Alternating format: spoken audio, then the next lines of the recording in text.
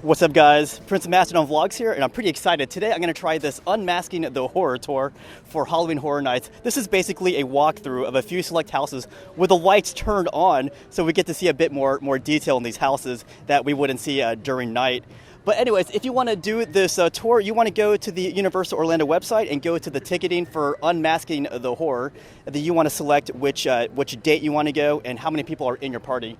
So I believe we can't do video on this tour, so I'll be doing a lot of still images, and I'll be adding my own narration to the photo gallery. All right, guys, we're just waiting for our tour to start, and look at these costumes on display here.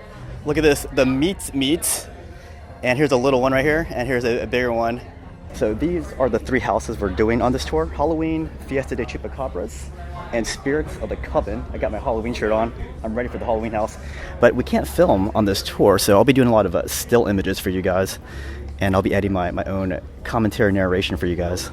We are going to start this photo slideshow, and the first thing I want to show you guys is this one-way PA receiver that the tour guide lets you borrow at the start of the tour, so that when you're on the tour, you're only hearing the tour guide on the earpiece and not everybody else. That would be chaos, as everyone had their own mics.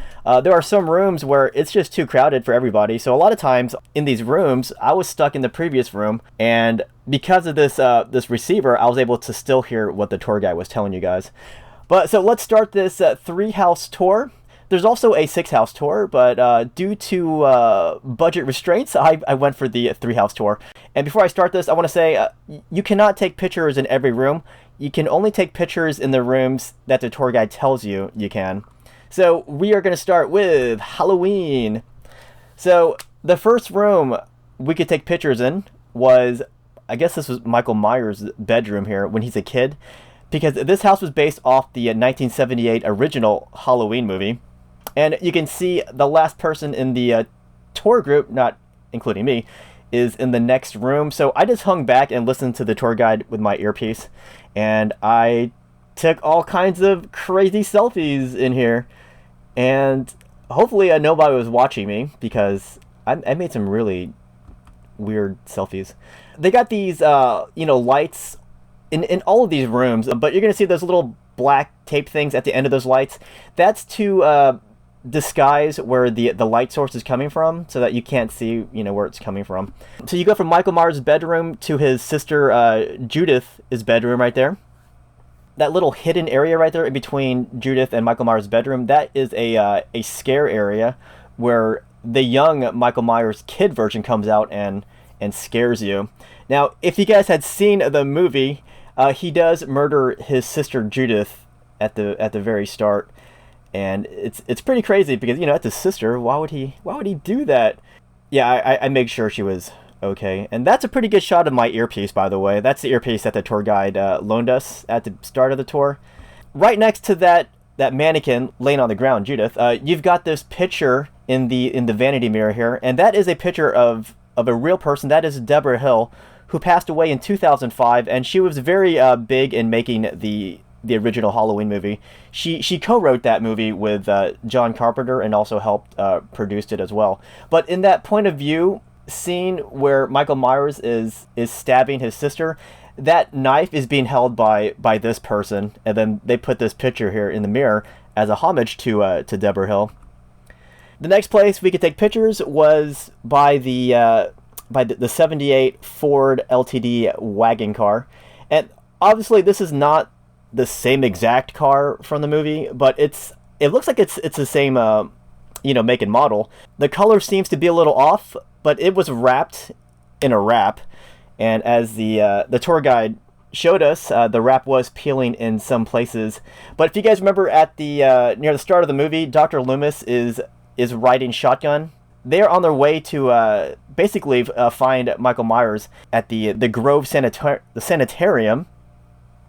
But they arrive, and they see that everyone inside that sanitarium has basically escaped. This car is right next to that escape scene, but they did not let us take pictures of where all the escapees were roaming around. It's basically a lot of mannequins, and then in between those mannequins were some actual scare actors, who obviously weren't there during the lights on tour. That would have been really weird if they were watching us. This is a pretty accurate look at the car, but if you'll notice, Michael Myers does steal this car from Dr. Loomis, but he wouldn't get very far with this car because this one has a flat tire. And another point of difference between this car and the movie car is that the movie car had factory, stock rims, but this one seems to have a more aggressive Magnum set of wheels. And this is probably one of the reasons why I wanted to go on this three house tour. I wanted a picture in front of Michael Myers' house.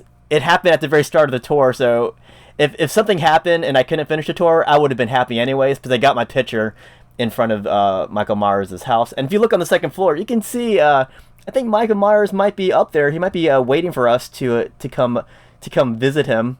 But yeah, we walked around the side of the house, and you can see that little Strode Realty sign right there. If you guys remember the Strodes, they were the ones basically, I guess, selling this house off. And look at this, guys. It's garbage day. As I was passing the porch of Michael Myers' house, I took this really blurry shot, and I totally botched this picture. It's really blurry. This kitchen scene is really awesome. If you guys remember the original movie, we have a couple, Bob and Linda. There's a scene where, well, I won't explain what they just did, but Linda tells Bob to go down to the kitchen and get her some beer. So he goes down to the kitchen, and that's where we see Michael Myers. He stabs Bob and impales him on the wall back there. And there's actually an oven in this kitchen scene. But basically in the next scene, Michael Myers will take Bob's eyeglasses, and that'll become a reference point in just a second here. But yeah, we go to the next room, and that's where we see Bob's girlfriend Linda, and she is a lifeless mannequin in this case on the bed. Yeah, later on, Jamie Lee Curtis does discover Linda's body like this, and it's got the tombstone of Judith Myers. There was a previous scene in the movie where Dr. Loomis visits the cemetery, and he noticed Judith Myers' tombstone missing, and this is where Michael Myers puts it right at this girl's head of her bed there. Now this is a very good look at the entire room. You can see right there in that open cubby right there. That's Michael Myers wearing the blanket over his head like a ghost, and you can see he's wearing Bob's eyeglasses. So when he comes to visit upstairs and sees Linda thinks that's Bob because Michael Myers is wearing the eyeglasses of Bob, but he ends up strangling her with a telephone. I checked to make sure she was okay. I don't think she was. In all these rooms, if you look up, you can see the rest of the soundstage. Well, only in the houses that were built in the soundstage, but you look up and you can see the rooftop up there, and then you can almost see a better look at the lighting, and you can see the tape that they used to disguise the lighting sources. Looking back at Linda's mannequin body here, you see that little pumpkin that was also placed there in the movie as well. Not this exact pumpkin, but there was a pumpkin in that scene. Walking past the stairs, you see a mannequin of Michael Myers up there. Obviously, I had to get a selfie, guys, because if I don't get a selfie, then did this tour actually happen? In fact, I took another selfie because I take a lot of selfies. Here's that room where Jamie Lee Curtis is babysitting. Yet later on, when she's running away from Michael Myers after discovering Linda's body, she runs back home. Tommy lets her in, and she tells Tommy to go upstairs. But yeah, they were watching TV during the babysitting session. And a little fun fact, that little TV guide down there, whoever was looking for these props, they found this magazine, and this is an actual TV guide from that time period of this movie. So it was a pretty cool find. And this is turned to an article about crash dummies, which apparently this house has the most dummies out of any HHN house. Here is a little, I don't know if you call that a piano. It's like a piano-like device. But the fun fact here was that John Carpenter, he composed and performed the soundtrack for the Halloween 1978 soundtrack. He credited it not to himself, but to the Bowling Green Junior Philharmonic Orchestra. But yeah, here's another look at that room that we were just in. Again, I took a selfie, and I don't know why I look so crazy in this room. I guess, the spirit of Michael Myers is really coursing through my veins. So as we proceed through the house, we come to this closet scare right here. Now, here's a fun fact that the tour guide told us here. the characters in these houses are instructed to quote unquote violently scare the guest as they walk through these houses. And you know how these types of closet doors break easily? They kind of assume the characters would break these closet doors themselves because of what they told them to do, violently scare the guest. So they actually, on the other side of these doors, they reinforced it with like steel, aluminum, or like a very hard metal, so that the characters themselves couldn't really break these doors if they tried. But yeah, I took a selfie there. As I said, there's a lot of rooms where you could not take pictures. And that was the last shot I took inside the Halloween house. If you guys have been in the house, there's that huge climactic scene where there are like 6 Michael Myers mannequins in there, and then there would also be 3 additional real Michael Myers characters in there. We could not take pictures inside that room. But anyways, the next house we went to was the Spirits of the Coven, and I was really surprised. They let us take a lot of pictures inside the Halloween house, but the Spirits of the Coven house, it seemed to have the most restrictions on rooms where we could not take photos. So like the very start of the Spirits of the Coven house, we could not take pictures out there, which would have been a really cool photo op. We could not start taking pictures until we got inside the interior shots of the actual speakeasy.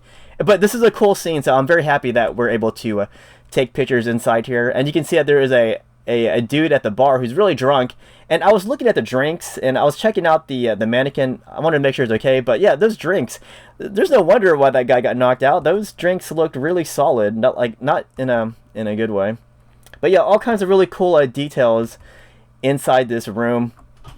And this part right here is one of my favorite sections inside the Spirits of the Coven. It's not a great elaborate section in terms of set design, but it's fun though, because during the walkthrough of the house on an HHN night, you see this character right there, and she's dancing, having a good time, and then occasionally she would scare you. She would like hiss. Obviously, I had to take a picture there because that's what I do. I take selfies. So we exit out to the next room, which, by the way, there were times where I would go back to the previous room to take pictures without the people there. That's why a lot of these shots, I'm by myself in these shots. That's because I went back to the previous room. And there was another person in the group doing the same exact thing as me. And that person also helped me take some of the selfies of me. So I was very appreciative of that person. Many thanks to that individual. But this is the scene where that dude is on the piano playing. And then we come to the gambling room. And yeah, I took my little selfie there, and there's a little head. It's kind of cool. Like, I don't know if you guys notice this, but as you go into the Spirits of the Coven house, you'll see these witches. They're in these younger, human-like forms. But as you proceed downward into the Coven, they become more witch-like in appearance. And that's essentially a way to lure the younger men inside, and that's how the witches are able to turn these people into what they want. They want to murder these people, and that's how they run their Spirits of the Coven house. But yeah, there's some cool shots. Now at night, that mannequin looks a lot more realistic, especially when there's a mannequin. I mean, when there's an actual character in there too. So a lot of misdirection. But also in this room, there's other tables, a lot more cooler designs. And a lot of this you don't notice when you're walking through in a conga line. So that's why I love these lights on tours, with minimal people in your group. So you can, take your time and admire the set designs. But as I was saying, yeah, you start off in the speakeasy, but you descend downward into the Coven.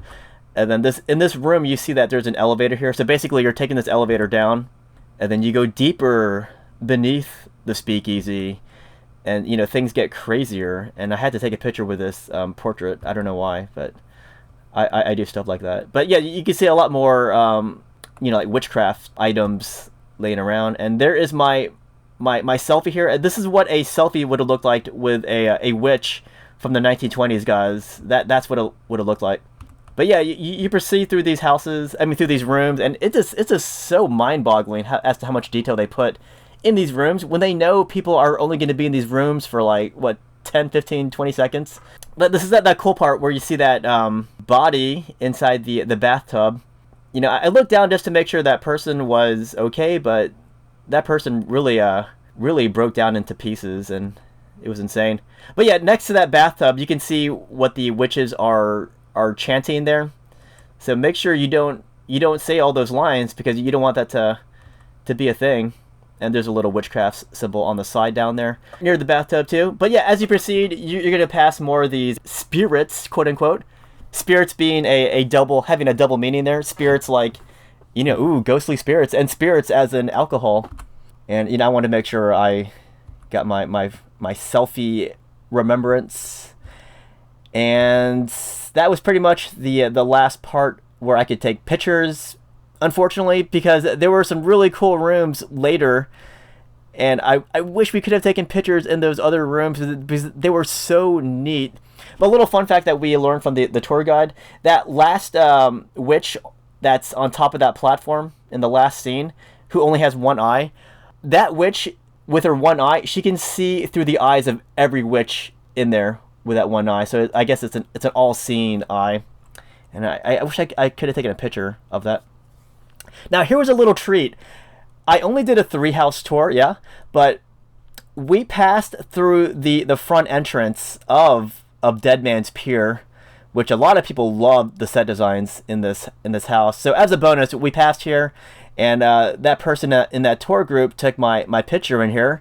And I was so happy with this, because this is one of my favorite scenes in Dead Man's Pier, aside from that boat scene where you can see the person playing the violin. But that was a nice little treat. Did not expect that.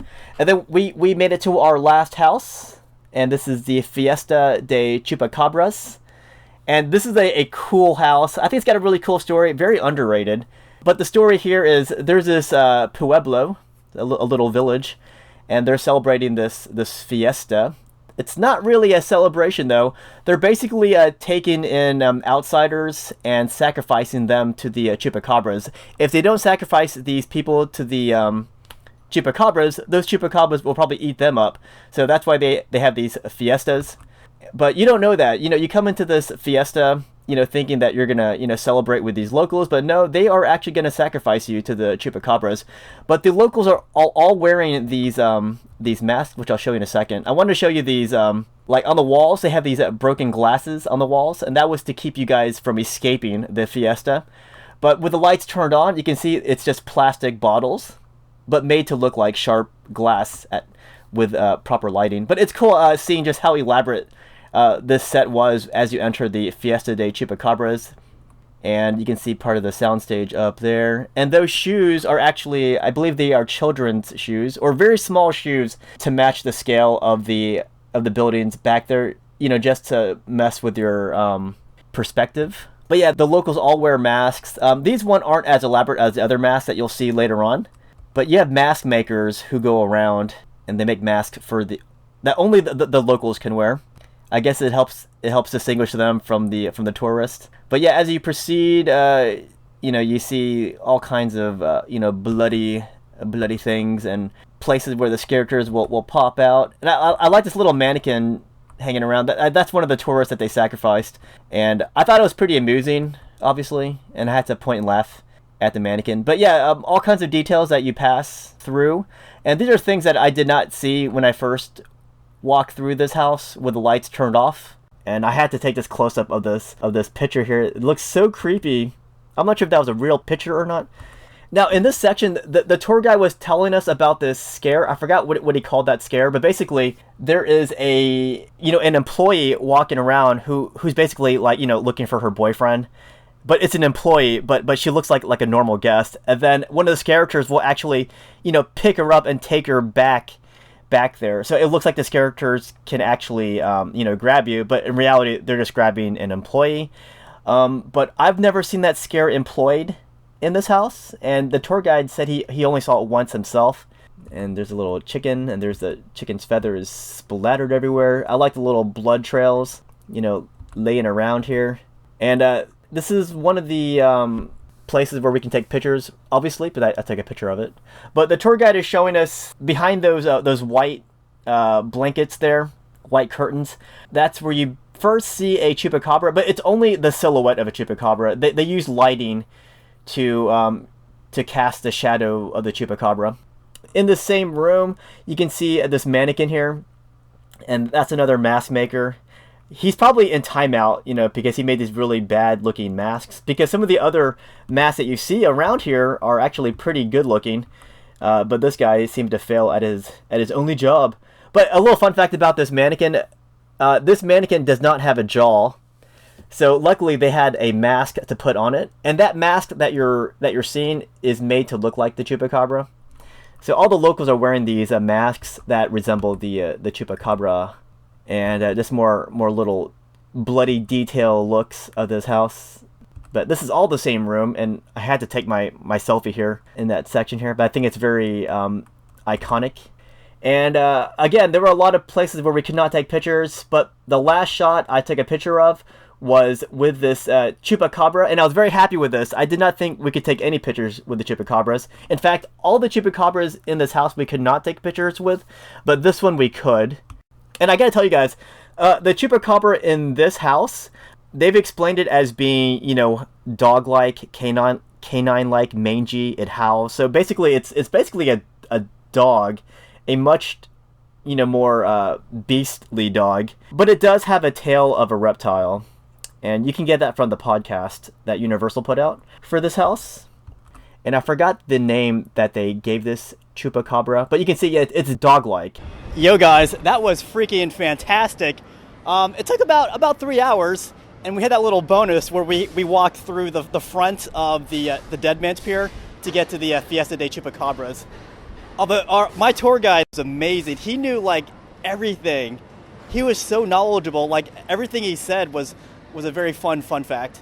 But yeah, if you ever do this tour, I highly recommend it. I took so many pictures in the rooms that we were allowed to.